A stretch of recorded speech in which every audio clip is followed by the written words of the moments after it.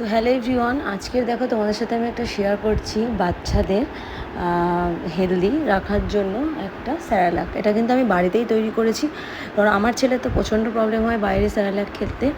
তো আমি ঘরে কিন্তু এভাবেই ওকে স্যারালাক আর কি আমি করে খাওয়াই। এতে আরও অনেক কিছু দেয়, বাট আমি যেগুলো দিয়েছি এগুলো দিয়েও করা যায়, আবার চাল ডাল দিয়েও করা যায়।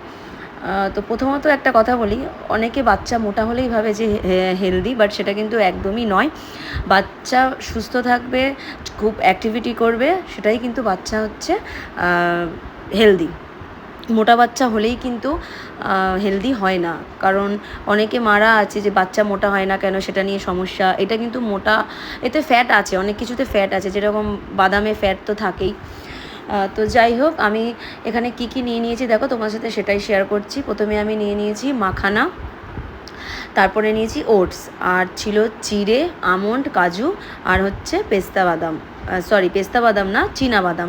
পেস্তা বাদামটা আমি দেওয়া হয়নি। তো যাই হোক, প্রথমে কিন্তু আমি এক এক করে সব আলাদা আলাদা করে ভেজে নেব। প্রথমে আমি মাখানাটা ভেজে তুলে নিয়েছি আলাদা, তারপরে আমি বাদামগুলো ভেজেছি।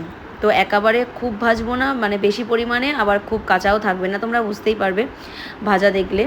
তারপরে আমি ভেজে নিয়েছি ওটস আর চিড়ে, হালকা করে, বেশি একদম ভাজবে না, হালকা করেই ভেজে নেওয়া হবে।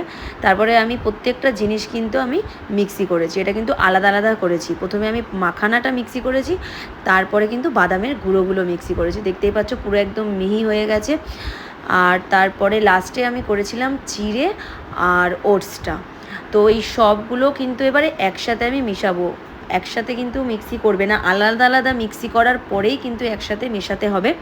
তো দেখো, এই দুখানা আমি পরপর রেখে দিয়েছি। ওটা হচ্ছে চিড়ে আর ওটসের গুঁড়ো, আর এই পাশে ছিল মাখানার গুঁড়ো, আর এই বাটিতে রয়েছে পুরো বাদামের গুঁড়ো। এটাও কিন্তু এর মধ্যে এখন আমি ঢেলে দেবো।